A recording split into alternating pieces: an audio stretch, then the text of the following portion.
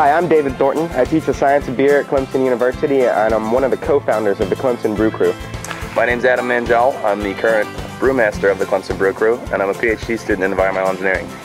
Today we're going to show you the system we designed in the Clemson Creative Inquiry program, and we're going to tell you how to make an all-grain batch of American Hefeweizen using a strain of yeast we isolated here at Clemson's fruit farm.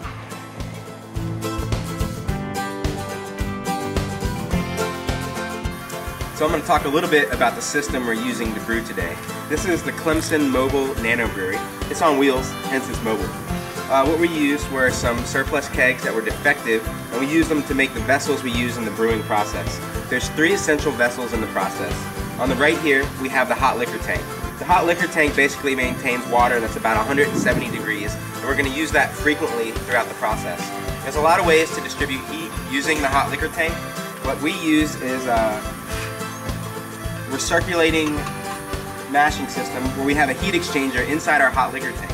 This becomes important in both the sparging process that we'll see later, as well as vorloffing in the mashing process.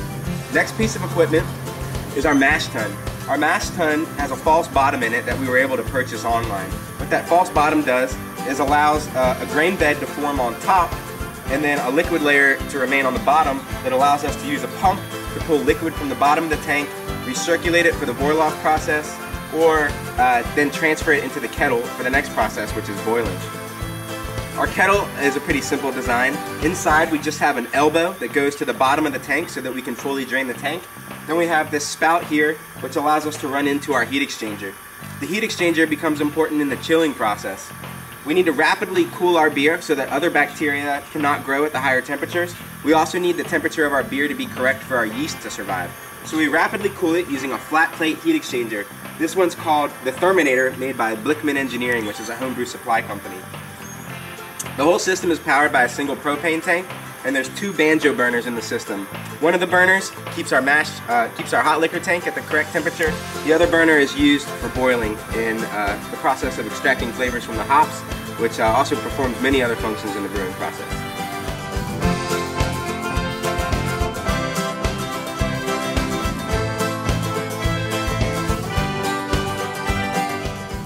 After ridding your kettles of all debris, such as hot buildup or stones, using a cleaner, Star Sand makes an excellent sanitizing agent. 30 seconds of contact kills 99.9% of all organisms that can affect the beer. Once the water has been filtered thoroughly, it's time to light the banjo burners and heat the water to 169 degrees before mashing.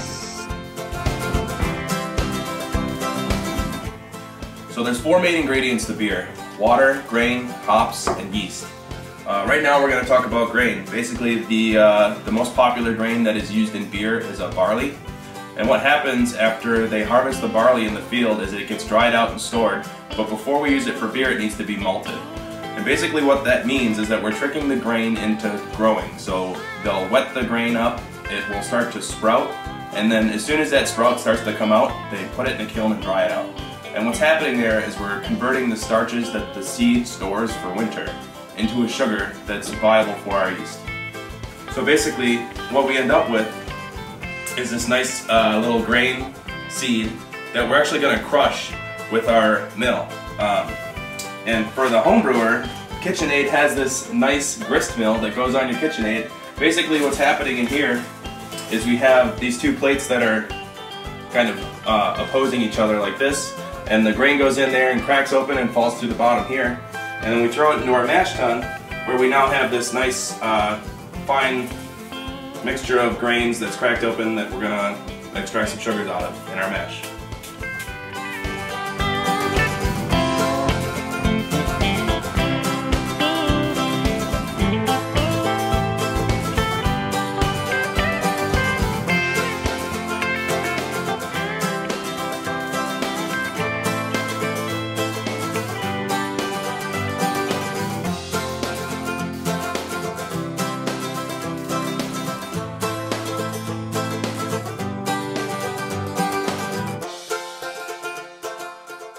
Alright, so our water is heated to about 170 degrees and we're ready to mash in. Basically what that means is that we're going to start soaking our grain in hot water. So we have our pump running that's just recirculating water in this tank right now, in our hot liquor tank. And we're just going to move this over to our mash tun.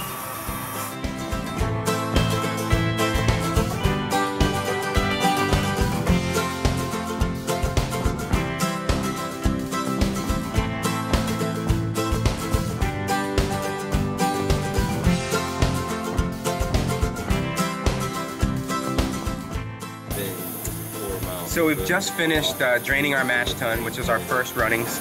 We've put that into the kettle to start the boiling process. And now, as you can see here, there's no water left in our grain. We're going to do a process called sparging, which is essentially rinsing the remaining sugars that are either trapped in the grain or in between the grain, so that we can then transfer that to get the remaining sugars, so we get our maximum efficiency. So we're going to do it pretty similar to the same way we did our first mash.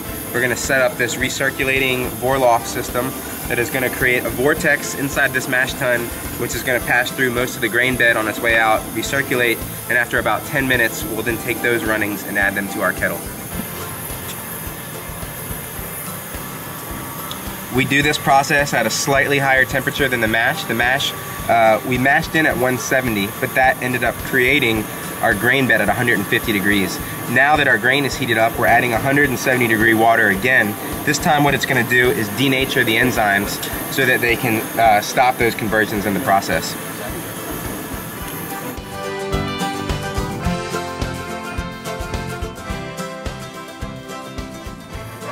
So we've been recirculating our sparge now for about 10 minutes. Now basically we're going to do the same thing as we did before. Just drain this mash tun out into the boil kettle, and then we'll have enough volume to start our boil. All right, so we've just finished our mash. We did a 35-minute mash. Remember, the mash is where we're converting complex sugars into simple sugars that our yeast can eat using the enzymes that are native to the grains that we use. So right now you can see the color has changed to much darker after doing the Vorloff. We're just going to pinch the tube, transfer it over to the kettle, and we're now draining our mash tun to fill our kettle, and we're going to begin the boiling process.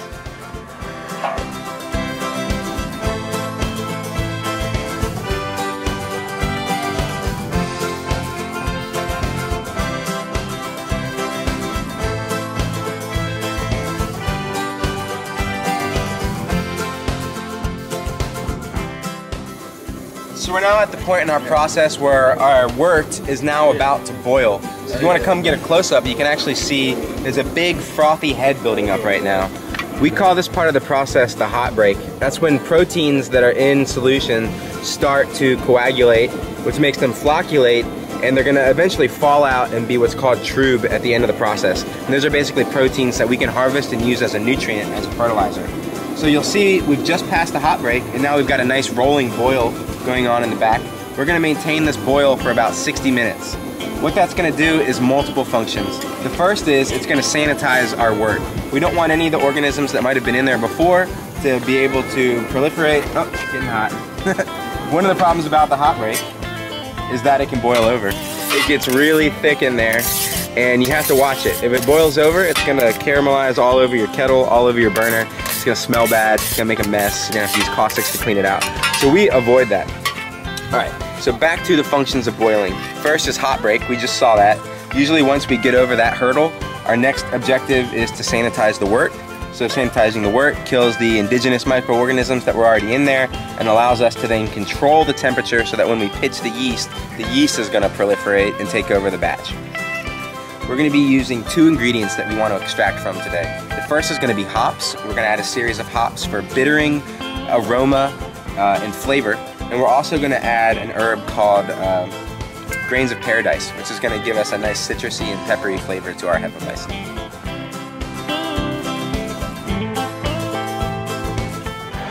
So it's come time to add our hops to the boil now.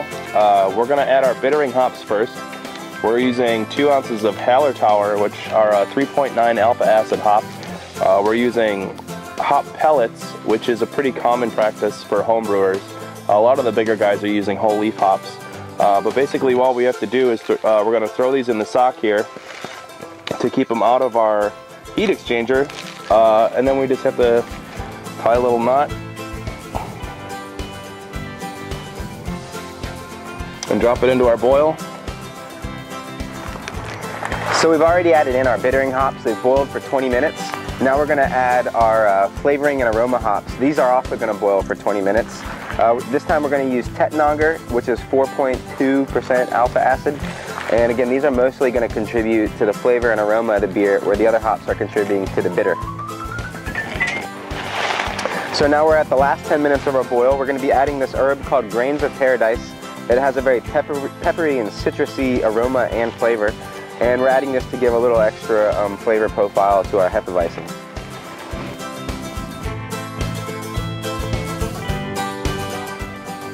So we have about 20 minutes left on our boil. That's enough time for us to begin sanitizing our heat exchanger.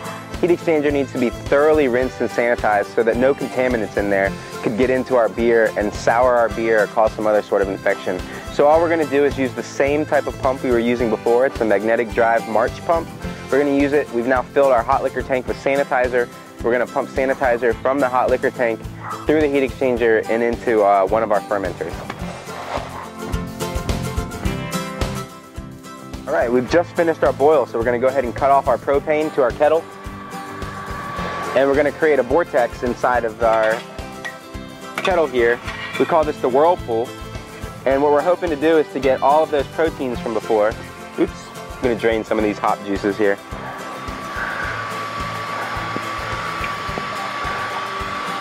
It's really hot. It's really hot. We get a nice vortex in that kettle, and we're going to let this just settle here for about 10 minutes. Then we're going to chill our beer, add it to our fermenter, and pitch our yeast. We've done our whirlpool. We're ready to chill our beer. So what we're going to do is open this valve. It's going to go out through our March pump. The March pump's going to carry it over to our heat exchanger. The wort is going to come into the heat exchanger hot. It's going to leave the heat exchanger cold, and it's going to go into our fermenter here, where we'll pitch some yeast and start our fermentation process. So we're getting ready to pitch our yeast culture now. We've had our wort running through the heat exchanger now, so we have a nice cool stream of chilled wort coming out at about 70 degrees Fahrenheit. The yeast that we're going to be using is a Musserweizen Clemson Native Wild yeast from Southeast Laboratories. It was actually isolated from a peach at Clemson Fruit Farms, the Musser Fruit Farms, hence the name. So all we need to do really is dump this in here. So we're inoculating our wort right now with some yeast. We're gonna give this a nice rinse. Make sure we get all the happy yeast cells out of here into our nice aerated wort to begin the fermentation process. So there's two steps in our fermentation. For the first 24 hours, we want to keep the growth of the yeast aerobic. I'll back up a little bit. So Adam mentioned there's 4 ingredients that go into making beer. That's barley, hops, water, and yeast. So now we're ready to add yeast. Yeast is a unique microorganism that has the ability to eat sugars, fart carbon dioxide, and piss out alcohol. What they say is that brewers make wort, which is what we're adding right now, and yeast actually makes beer. So if it weren't for the yeast, we wouldn't have this frothy alcoholic beverage that we've all come to enjoy. So the aerobic growth is important during the vegetative growth cycle of the yeast. That's when the yeast is multiplying and building up a strong population to have a thorough fermentation. We do that by using this foam stopper right here that allows oxygen to still enter our fermenter for the first 24 hours. After that 24-hour period, Adam's going to add something called an airlock, which is full of water. It prevents oxygen and other gases from getting into the beer and allows that carbon dioxide to escape. After about 2 weeks of fermentation in this vessel, we'll be ready to add this into a keg, and we'll be able to enjoy it sometime in the near future. Woo!